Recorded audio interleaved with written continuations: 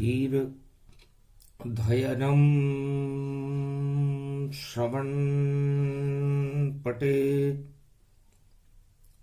यतिवरा महावाक्य जनार्दन सच्चिदानन्दत्वं शरणं ब्रजेश यादवेन्द्रं दयादाता पुण्डरीक्षा क्षीरसागरशयनं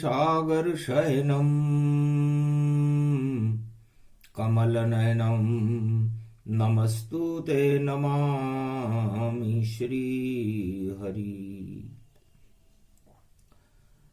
धैर्य से जिसको धारण किया जाता है, कर्णपटुओं से जिनका पान किया जाता है, ऐसे सच्चिदानंद भगवान श्री यादवेंद्र सरकार को मैं नित्य ही चिंतन करता हूँ, नमन करता हूँ।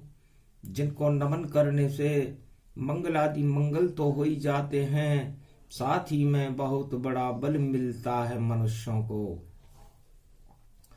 वाणी ब्रह्माणी करो वाणी पर नितवास, राम कथा वर्णन करूं पूर्ण कर्मा आस। वीणा पुस्तक धारणी हंसारूढ़नी सकल सिद्धिम गुणदायकम, प्रतिभूतम परम प्रसन्न मुक्तिदायिनी।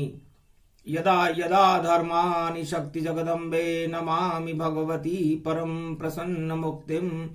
ज्ञान चक्षु जिह्वा निवासो सदादयं दधि अक्षर टारणी, सरस्वती अंबिका अंबिका भगवती भयहारिणी। शोक निवारणी दोष निवारणी रोगादि भय विनाशिनी, जगदम्बे नमामयम्। है सरस्वती माँ, मैं आपकी उपासना करता हूं।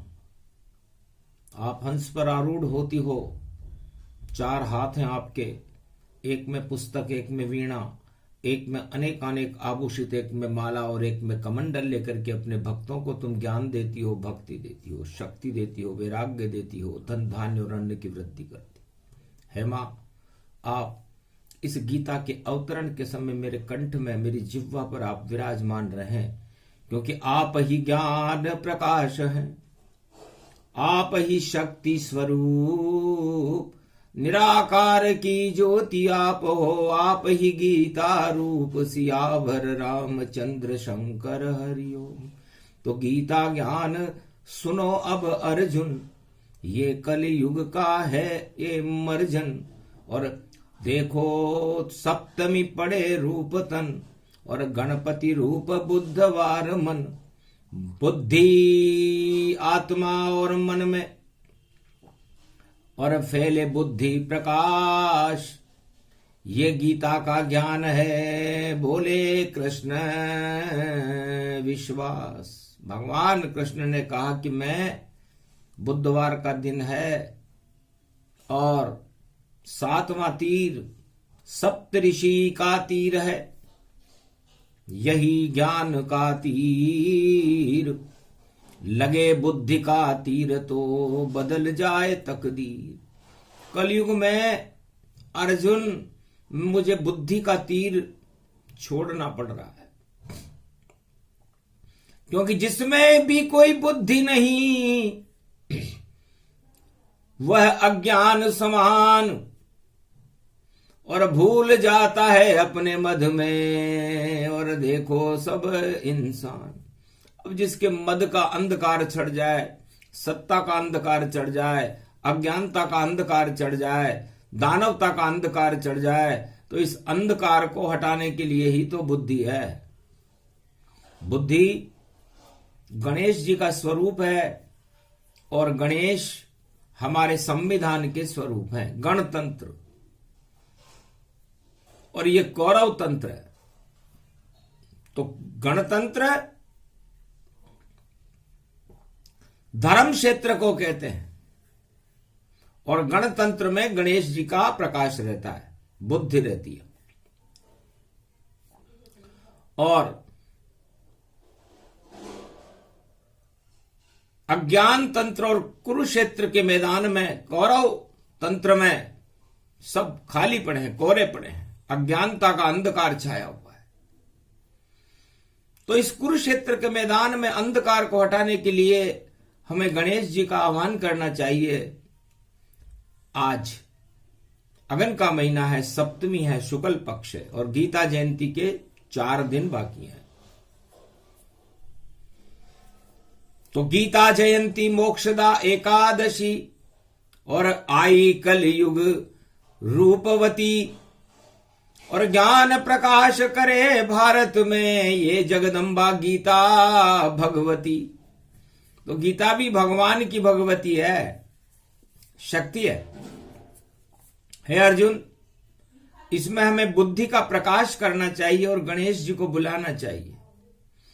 जय गणेशम निर्लोप निर्लोप रुद्ध्यम भगवम ओम श्री गणेशनाहे गणानाहे गणनायको वाणी विनायको वरसिद्धि विधियम समनीलकंठे शंकर सुवनम गौरी पुत्रम गजानंद गणपति गिरिजा सुवनम श्री प्रथम त्रिलोक देवता पूज्यते चरणारविंदम चतुर्ध्यानम लंबोदरे कदंत गजानंद गणेश गणनायको करिवरवदनम सकल सिद्धिदायकम नृपाणी ते मूर्खा ते पूज्यते प्रथम पूज्ये श्री गणपति। प्रथम वंदना गणपति कीनी अगहन मास बुद्धि प्रगटीनी। गणपति और सरस्वती और देखो प्रगट गतिमान, बुधवार की अगहन की और सप्तमी इसको जान। 7 घोड़ों के रथ के ऊपर और बैठे कृष्ण भगवान। 5686 वर्ष पहले कुरुक्षेत्र मैदान। इस कुरुक्षेत्र के मैदान में भगवान कृष्ण सुदर्शन चक्र लेकर के खड़े हुए हैं, 5 अक्षौणी सेना का नेतृत्व कर रहे हैं और रथ में पीछे अर्जुन बैठा हुआ है। सामने कौरव वंश की 18 अक्षौणी सेना खड़ी हुई है। भीष्म खड़े हैं, द्रोण खड़े हैं, दुर्योधन है, शकुनी है, कर्ण है, बड़े बड़े योद्धा खड़े हुए हैं। अंधकार कुरुवंश का, उसमें ज्ञान प्रकाश। हस्तिनापुर किसको कहें, बोले कृष्ण विश्वास। भगवान कृष्ण ने कहा, अर्जुन, बुद्धि के बिना कोई विजेता हो ही नहीं सकता। जिस सेनापति में बुद्धि होगी, जिस राजा में बुद्धि होगी, जिसकी प्रजा में बुद्धि होगी, वो गणेश की कृपा से होती है। और जिस राजा में बुद्धि नहीं होती, जहां की प्रजा में बुद्धि नहीं होती, जहां के सेनापति में बुद्धि नहीं होती, तो वो पराजित रहता है। राजा, प्रजा और सेना सभी पराजित जान, क्योंकि अंधकार में घोड़े दौड़ रहे, हार गए रे मैदान। अब अंधकार हो अज्ञानता का, उसमें आप युद्ध के घोड़े दौड़ाओ तो उन्हें कुछ दिखाई नहीं देगा। इसलिए अर्जुन पहले प्रकाश करें और गणपति लेत बुलाए। बुधवार सप्तमी पड़े तो बुद्धि प्रकट हो ही जाए। तो भगवान कृष्ण ने कहा कि मैं अपने अंदर बुद्धि का प्रकाश करना चाहता हूं।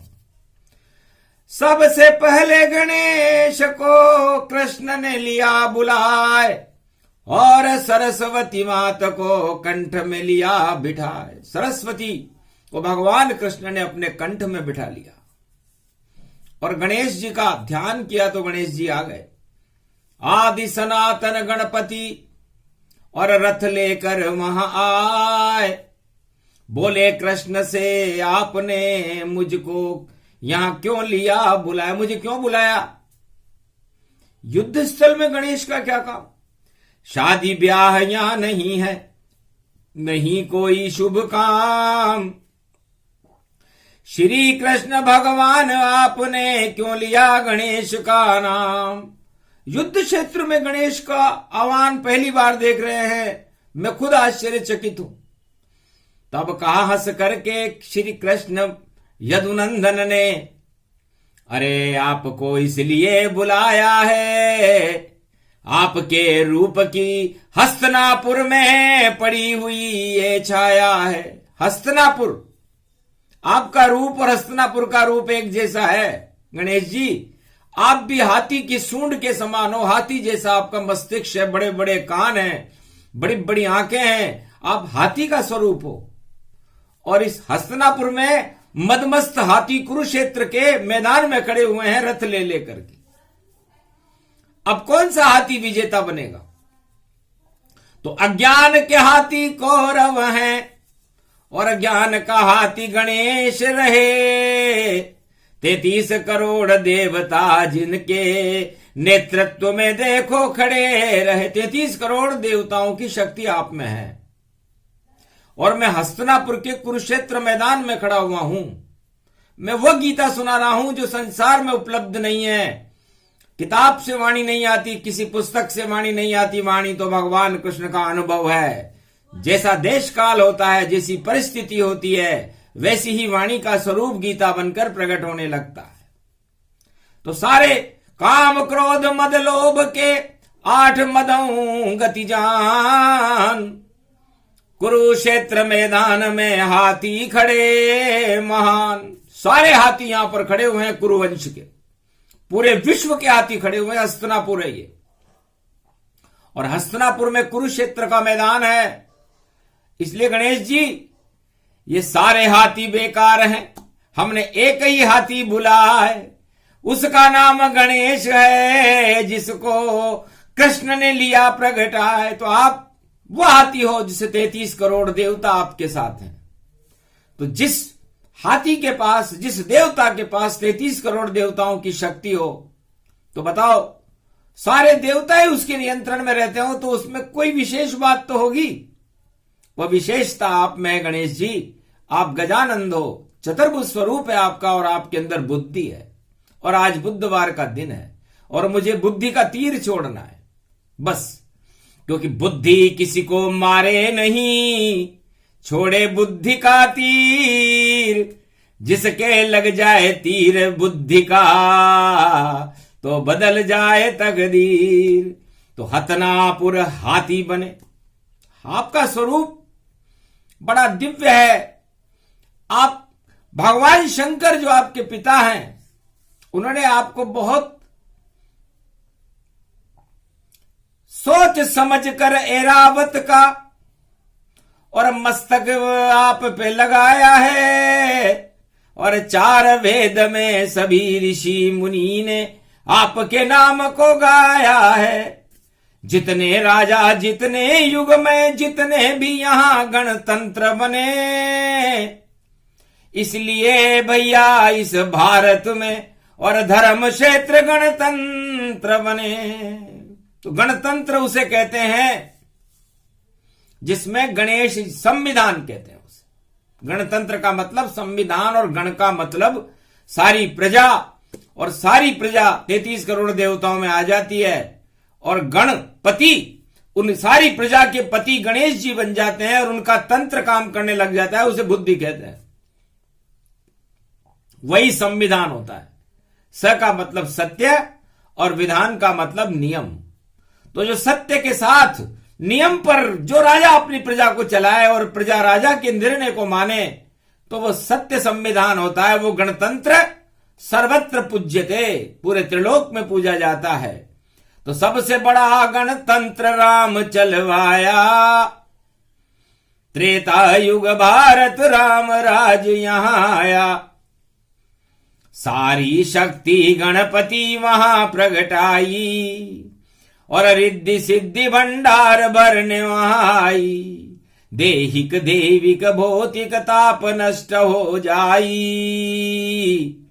ये राम राज की झलक अर्जुन बतुलाई। है अर्जुन, ये राम राज्य की झलक बता रहा हूं, जहां पर गणेश जी को गुरु वशिष्ठ ने बुलाया था। राम की पूजा बाद में हुई थी, सीता जी की पूजा बाद में हुई थी। गुरु वशिष्ठ ने राज तिलक करने से पहले जो दिव्य सिंहासन क्षीर सागर बैकुंठ से मंगाया था, उसमें सबसे पहले गणेश जी की स्थापना हुई थी। वही अवध, वही गणपति और वही भारत भगवान, और वही यहां गणतंत्र है, पर कलयुग इसको मान। थोड़ा भेद है, वह त्रेता था और अर्जुन को जब गीता सुनानी पड़ी वह द्वापर था, और भगवान कृष्ण इस समय जो गीता सुना रहे हैं इसमें कलयुग चल रहा है। इतना भेद, इतनी शक्ति, और अर्जुन तुझे सुनाई है, इस कारण कुरुक्षेत्र में मुझको याद गणेश की आई है। प्रकट गए जब श्री गणेश, और यही बुद्धि का रूप, सारे राजाओं कलयुग के भारत में देख लो, यह गणतंत्र स्वरूप। इसलिए भगवान कृष्ण कहते हैं अर्जुन से, अर्जुन और है कौरव वंश की सेनाओं, तुम गणेश जी के स्वरूप को देख लो। हस्तिनापुर है ये, हस्तिनापुर का मतलब हाथी, हस्त का मतलब हाथी, ये कन्या राशि का नक्षत्र है और बड़े बड़े योद्धाओं के दांतों को तोड़ देता है, हस्तियां बिगाड़ देता है और हस्तियां बना देता है, ये हस्तिनापुर है। तो ये भारत बड़े बड़े राजाओं की हस्ती बना देता है और बड़े बड़े राजाओं की हस्ती को मिटा देता है, और भारत पर जो कोई प्रकोप करे उसकी हस्ती तो हमेशा हमेशा के लिए मिट जाती है, क्योंकि हस्तिनापुर से टकराना कोई हंसी खेल नहीं है। और हस्तिनापुर के मालिक कौन है? इसके मालिक गणेश हैं, जो शिव के पुत्र कहा है। सारा भारत हस्तिनापुर है, इसमें महाभारत प्रगटा है। अब हस्तिनापुर गणेश जी का नेतृत्व करने वाली शक्ति भारत है, जो शिव के पुत्र है। अब यहां कोई महाभारत फैलाए, यहां पर कोई अपनी चतुराई चलाने लगे, अपने आप के अंदर 8 मद लेकर के भारत का नेतृत्व को चुनौती देने लगे, या भारतवर्ष को कोई चुनौती दे, विश्व का देश, और महाभारत करने के लिए आए, तो उसका पतन हो जाता है। क्योंकि ज्ञान सीख लो राजाओं, ये गणपति का ज्ञान, और ज्ञान से ही चलती है प्रजा, और ज्ञान से चले संतान। तो हर मनुष्य की संतान, हर मनुष्य का परिवार और पूरा राष्ट्र गणेश की विद्या के बिना और बुद्धि के बिना चल नहीं सकता। तो बुद्धि कैसी होनी चाहिए अर्जुन? हाथी को ऐरावत को और देखो अपने चक्षु से, ये दिव्य दृष्टि तुमको दे दी, और देखो गणपति चक्षु से। पहले गणेश जी को बाद में दिखाएंगे, पहले हाथी को देखो। हाथी का मस्तक देखो, और बड़ा पेट गतिजान, और कितने दृढ़ उसके पांव हैं, और खड़ा युद्ध मैदान। हाथी की टांगे इतनी बड़ी रखी है, इसलिए रखी है कि तुम अपने टांगों पर खड़े रहो।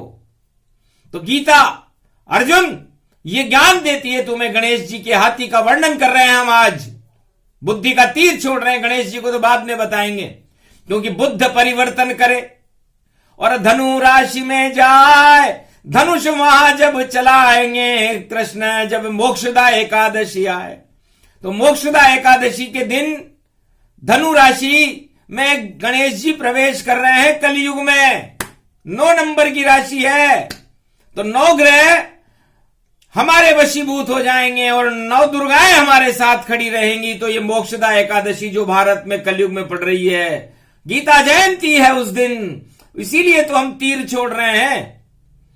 तो जीत गई रे भारत की शक्ति, और बुद्ध करे जब धनु प्रवेश, ज्ञान का धनुष चलाया अर्जुन, और कलियुग में सब कौरव हुए अवशेष। सारे कौरव और सारी अज्ञानता ही समाप्त हो जाएगी।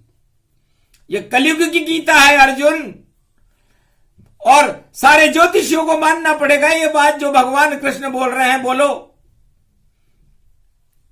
धनु राशि में कलयुग में मोक्षदा एकादशी के दिन बुद्ध प्रवेश कर रहे हैं या नहीं कर रहे? तो बुद्ध शिष्य है और गुरु गुरु है। तो गुरु शिष्य संबंध ये बुद्ध गुरु में जाए। अर्जुन तू तो बुद्ध है और मेरा शिष्य का है, मैं गुरु हूं, धनु हूं और धनुर्धारी तू है, तो तू मेरा शिष्य है, तो मैं जैसा कहूं वैसा करना। ये मोक्षदा एकादशी है। ये पहली बार भारत में कलयुग में इस योग में पड़ रही है, जब बुद्ध प्रवेश कर रहे हैं धनु राशि में। मोक्षदा एकादशी दिसंबर 4 दिसंबर उसको जानो, एकादशी मोक्ष की मानो, जो सुन ले भारत में ज्ञान, और हाथी रूप हस्तिनापुर माना। तो हर राजा को अपनी बुद्धि, ज्ञान और अपनी सारी ताकत लंबी करके लगाना चाहिए। तो ज्ञान की बुद्धि की सूंड बन्यो रे यो हाथी, नाम गणेश इसे ही जानो। और एरावत की शक्ति है भैया और बुद्धि इतनी लंबी मानो। तो भगवान गणेश के जैसी बुद्धि होनी चाहिए, मतलब बुद्धि विशाल होनी चाहिए, लंबी होनी चाहिए। क्योंकि जब बुद्धि लंबी होगी तो बुद्धि केतु का काम करेगी। तो हाथी की सूंड बड़े बड़े वृक्षों को काट देती है, बड़े बड़े तूफान पैदा कर देती है, और जिधर हाथी जाता है उधर संहार होता है। लेकिन बुद्धि संहार के लिए नहीं होती अर्जुन, बुद्धि तो विकास के लिए होती है। तो बुद्धि, और फिर गणेश जी का पेट अति विशाल गति जानिए, और पेट बड़ा ही जान। इस पेट में तुम जो भी भरो, ज्ञान और अज्ञान। तो इस बुद्धि की सूंड से हाथी केवल बुद्धि को अपने पेट में भरता है। कहने का मतलब यह है कि ये जो पेट है, इस संसार को आप पेट की आंख लगाकर मत देखो, वरना आप दूसरे को भक्षण कर जाओगे। तो संसार के जितने भी राजा हैं कलयुग में, उनकी आंख सूंड पर नहीं, मस्तिष्क पर नहीं, पेट में आ गई। प्रजा और राजा सबकी आंख पेट में आए, तो सब भक्षण कर जाएंगे और माफ करेंगे ना। तो जब आप सोचो अर्जुन, ये गीता है और ये कौरव इस समय सत्ता के पेट में आग लगी हुई है कि सत्ता को ही देखेंगे हम तो, और भगवान को देखना नहीं चाहते, गीता को सुनना नहीं चाहते। हमें जो भी हमारी पेट की और सत्ता के सामने आएगा उसको हम खा जाएंगे। ये कौरव नीति है। तो कलयुग में भी ये कौरव नीति चल रही है। सारे राजा और प्रजा सारे संसार को पेट की आंख से देख रहे हैं। जब पेट की आंख से आप सारे संसार को देखोगे तो पेट का काम तो भक्षण करना है। तो भला कैसे करोगे रे राजाओं प्रजाओं, भक्षण तुम सब कर जाओगे। जब भक्षण हो जाएगा पेट के लिए तो खुद ही तुम मर जाओ। कितना खा सकते हो तुम? रिश्वत भी खाओगे तो कितनी खाओगे, बेईमानी भी करोगे तो कितनी कर लोगे, भ्रष्टाचार भी करोगे तो कितना कर लोगे। आखिर पेट की भी तो कोई सीमा होती है, और जब उस सीमा से बाहर तुम चले जाओगे तो अपने आप ही मर जाओगे। बताओ, हमें मारना पड़ेगा क्या? कोई आदमी 2 रोटी खाता है और वह 100 रोटी खाने की इच्छा करे तो मरेगा कि जिंदा रहेगा? मरेगा। तो अपने आप मर जाएंगे अर्जुन तेरे परिवार, क्योंकि पेट में आंख लगा रखी है इन्होंने, नहीं इनका हो ये उद्धार। तो जो संसार का राजा और प्रजा अपने पेट के ऊपर आंख लगा करके और संसार को देखने लग जाता है, तो वो भक्षण तो कर जाता है लेकिन वो उसके बाद मर जाता है, क्योंकि पेट की एक सीमा है। इसलिए गणेश जी ने कहा है कि पेट की बात को किसी को बताना नहीं चाहिए और पेट में आग लगानी नहीं चाहिए। आंख रहे भैया हाथी की और बुद्धि के ऊपर रहती है, और बुद्धि उसके नीचे चलती टांग बराबर रहती है। तो बुद्धि कितनी लंबी कर लेते हैं गणेश जी कि वह आंख केवल उतना ही भक्षण कर पाती है, क्योंकि हाथी झुकता नहीं है। राजा झुकता नहीं है, क्योंकि हाथी कैसे झुके? तो झुकना तो सीखा नहीं बुद्धि ने, बुद्धि तो ज्ञान प्रगटाती है, और जब बुद्धि होती है लंबी तो वह प्रकाश फैलाती है। और पूछ उसकी बड़े उस राजा की पूछ, जो अपनी बुद्धि का करे प्रजा उपयोग। तो बुद्धि का उपयोग प्रजा के कल्याण के लिए करना चाहिए, अपने कल्याण के लिए नहीं। गणेश जी कहते हैं कि रिद्धि और सिद्धि के तो मेरी पत्नियां हैं, लेकिन भंडार में सारे त्रिलोक का भरता हूं, और मैं अपनी बुद्धि का उपयोग अपने लिए नहीं करता, इसीलिए तो मुझे लड्डू मिलते हैं। जो दूसरों की भलाई के लिए अपनी बुद्धि को लगाते हैं, जो दूसरों के कल्याण के लिए अपना सब कुछ दूसरों के लिए लुटा देते हैं, उसके लिए लड्डू आते हैं। तो गणेश जी का भोग लड्डू है। तो गीता लड्डू बन गई और बुद्धि का लड्डू जान। अर्जुन तुम कुरुक्षेत्र में करो लड्डू का पान। गीता लड्डू बन गई आज, अरे लड्डू बन गई गीता माता, और अर्जुन कर रहा पान। और लड्डू बाल गोपाल बन गए कृष्ण, और खिला रहे ज्ञान, ये गीता का ज्ञान। संविधान इसको ही जानो, ये सम्मी है दान। संविधान, गणतंत्र, गणतंत्र कैसा होना चाहिए? गणतंत्र में प्रजा के कल्याण के लिए नियम बनाए जाते हैं, और उसमें सत्य का प्रकाश किया जाता है, और लड्डू बना करके सारी प्रजा को खिलाया जाता है। वो संविधान होता है। संविधान वह नहीं जो राजा अपनी सत्ता को बचाने के लिए नियम बदले। वह संविधान बेकार है, रद्दी में दो डाल, ऐसे संविधान से आ जाता है काल। तो राम राज संविधान सबसे श्रेष्ठ वह हो, जो भी उसे लागू करे तो प्रजा स्वर्गमय होए। तो भगवान राम ने यह अच्छी तरह बात समझ ली थी। गुरु वशिष्ठ ने गणेश जी को बुला लिया था, और उसके बाद जब भारत में राम राज्य की स्थापना मर्यादा पुरुषोत्तम राम ने की, और सारे भारत के दैहिक दैविक भौतिक ताप नष्ट हो गए। उस राम राज्य में कोई किसी को पेट की आंख से नहीं देखता था, न राजा देखता था, न प्रजा देखती थी। सब बुद्धि की आंख से और दूसरों का भला करना चाहते थे। तो भले का उल्टा लाभ होता है, और लाभ और शुभ गणेश जी के आसपास रहते हैं, उनके पुत्र हैं। तो लाभ चाहते हो और अपनी शुभता चाहते हो, तो पेट की आंख को हटा लो कलयुग के राजाओं और प्रजाओं, क्योंकि आप लोगों ने कलयुग में पेट को बड़ा कर लिया। पेट राहु को जानिए, गर ये बड़ा जो हो, और फिर वह सत्ता का डंडा कभी खड़ा नहीं हो।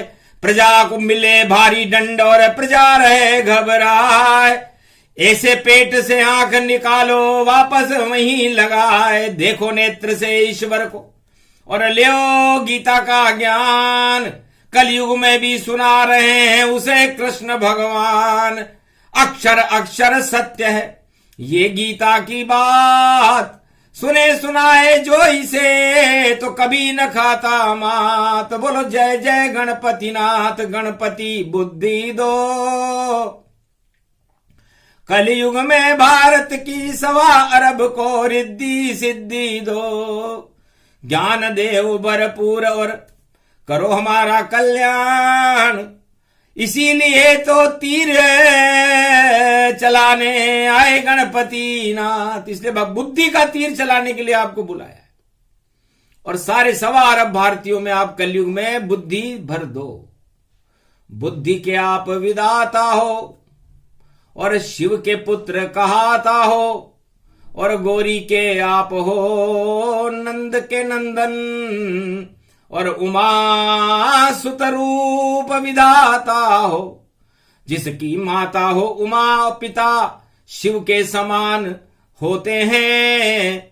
उस भारत देश में कभी देखो महाभारत फिर नहीं होते हैं। तो महाभारत आप बचा लो अब, और बुद्धि का तीर चला दो अब, और 7वां तीर हम छोड़ रहे और उस तीर को आप आगे बढ़ा दो। तो तीर चलाने की अनुमति और दी गणेश ने जाए।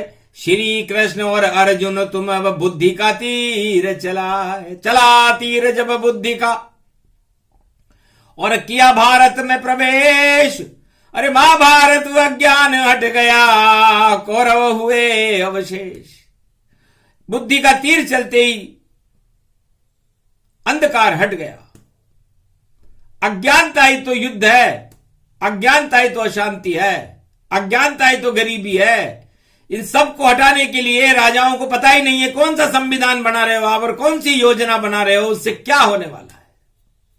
सारी योजना, सारे पुलंदे और सभी वस्तु बेकार। अगर राजा प्रजा में बुद्धि नहीं हो तो राजा प्रजा लाचार। तो राजा और प्रजा लाचार हो जाते हैं यदि उनमें बुद्धि नहीं हो। और बुद्धि को गणेश देते हैं। तो गणतंत्र, जब राजा गणतंत्र बनाता है, संविधान बनाता है, सत्य का नियम बनाता है, तो उसमें अपना और पराया नहीं देखना चाहिए। संविधान सबके लिए बराबर है, चाहे वह राजा हो या प्रजा हो या कोई सी भी धर्म और जाति का मनुष्य हो, वो संविधान होता है। सबको सब वस्तु बराबर और राजा प्रजा बराबर हैं, वह होता है संविधान और उसका ही जगत में आदर है। तो उसकी पूजा होती है जो आदर करे संविधान। इसलिए संविधान का राजा और प्रजा को सम्मान करना चाहिए। अब इसका सम्मान कौन कराता है? हाथी राजा जानिए और हाथी मदऊ समान, उसके ऊपर अंकुश देखो एक महावतवान। तो न्याय एक महावत बनकर के उस हाथी के ऊपर बैठ जाता है। कुंजर कहते हैं उसे, महावत। और उस अंकुश से राजा को चलना चाहिए। तो राजा पर किसका अंकुश होना चाहिए? न्याय का अंकुश होना चाहिए। राजा को भी न्याय से डरना चाहिए, न कि न्याय को अपनी तरफ झुकाने की कोशिश करे। तो न्याय शनि देवता है और न्याय न मानने वाले को, न्याय का अपमान करने वाले को दंड शनि देवता अपने आप दे देते हैं, न्यायाधीश दे या न दे। यही गीता का ज्ञान है। जब बात नहीं न्याय की मानी भीष्म ने और दुर्योधन धृतराष्ट्र ने नहीं मानी, तो महाभारत युद्ध खड़ा हो गया। बोले कृष्ण अपनी वाणी, तो न्याय बड़ा है जगत में, करो न्याय सम्मान, वरना सब अन्याय है, बोले कृष्ण भगवान। तो ये गीता अन्याय का विरोध करती है और न्याय का सम्मान करती है। और न्याय को सम्मान करने के लिए ये ज्ञान का तीर छोड़ा है। अब ये राजा के लगे या प्रजा के लगे या हाथी के लगे या घोड़े के लगे या किसी के भी लगे तो सही, तो कुछ तो अच्छा होएगा। जब छोड़ा कृष्ण ने तीर, बुद्धि का ये तीर है और कलयुग रूप अधीर।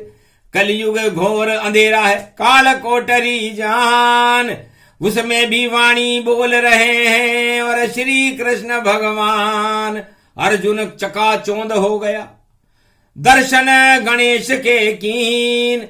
चार चतुर्भुज रूप में दर्शन अर्जुन दीन। रणथंभवर गणेश थंबा बन कर आए, जैसे ही दर्शन दिए तो भाव विभोर दिखाए। अर्जुन भाव विभोर हो गया। जय हो गणेश जी, जय हो। बुधवार की सप्तमी का दिन है।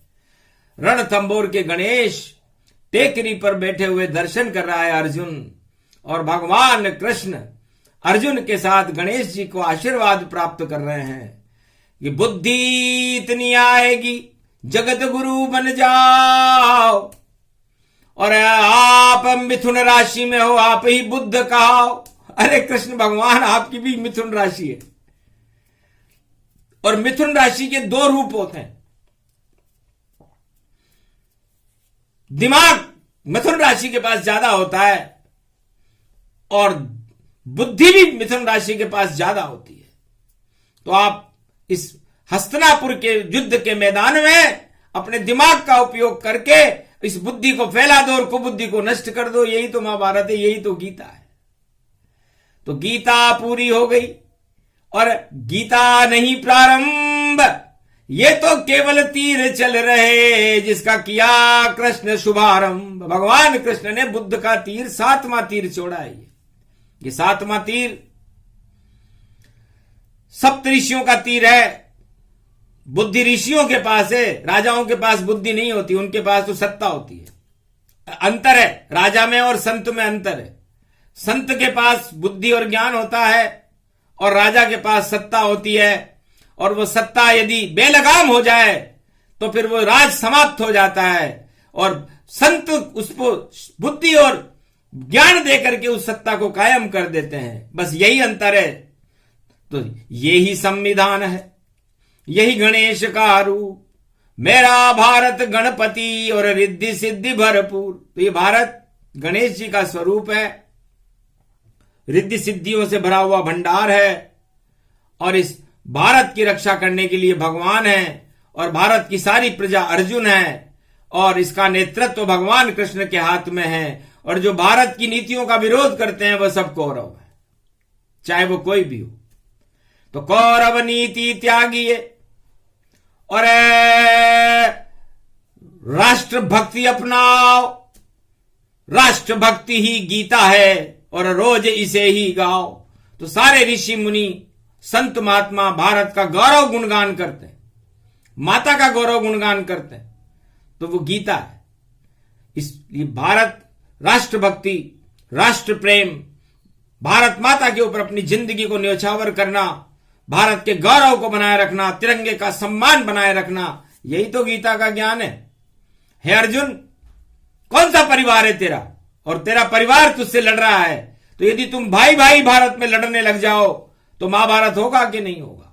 इसलिए महाभारत के अंदर लड़ाई किसके लिए होगी? सत्ता के लिए होगी। सत्य के लिए तो कोई लड़ नहीं रहा। यहां पर इस कुरुक्षेत्र मैदान में गणेश जी ने कहा कि मैं आपके साथ हूं कृष्ण और अर्जुन, और हे 5 पांडवों तुम्हारी जय हो, गणेश की कृपा हो, भारत देश अमर रहे, भारत की शक्ति अमर रहे, भारत में रिद्धि सिद्धि के भंडार भरे रहें, और भारत में गीता का ज्ञान अमर रहे, और ये बुद्धि का तीर हर युग में भारत की प्रजा और राजा पर चलता रहे, ताकि अज्ञानता नष्ट हो। अज्ञानता नष्ट होते ही अंधकार हट जाता है और प्रजा का कल्याण अपने आप हो जाता है, और सुख समृद्धि की बरसात होने लगती है, और कृपा का लड्डू सारी प्रजा और राजा खाने लग जाते हैं। यही गीता का ज्ञान है। तो गीता लड्डू बन गई, बुद्धि का लड्डू जान, और श्री कृष्ण ने बना दिया है लड्डू गीता ज्ञान। सबसे पहले अर्जुन ने खाया लड्डू जान,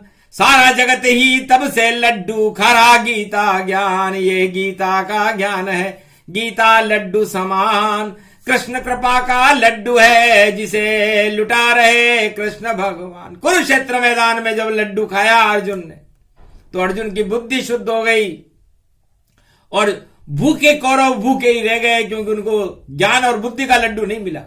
सत्ता का लड्डू भी छिन गया, अज्ञानता मारी गई। 18 दिन का पुराण की शिक्षम प्रसंग श्री कृष्ण सुनाया, कलयुग में इसको बतलाया।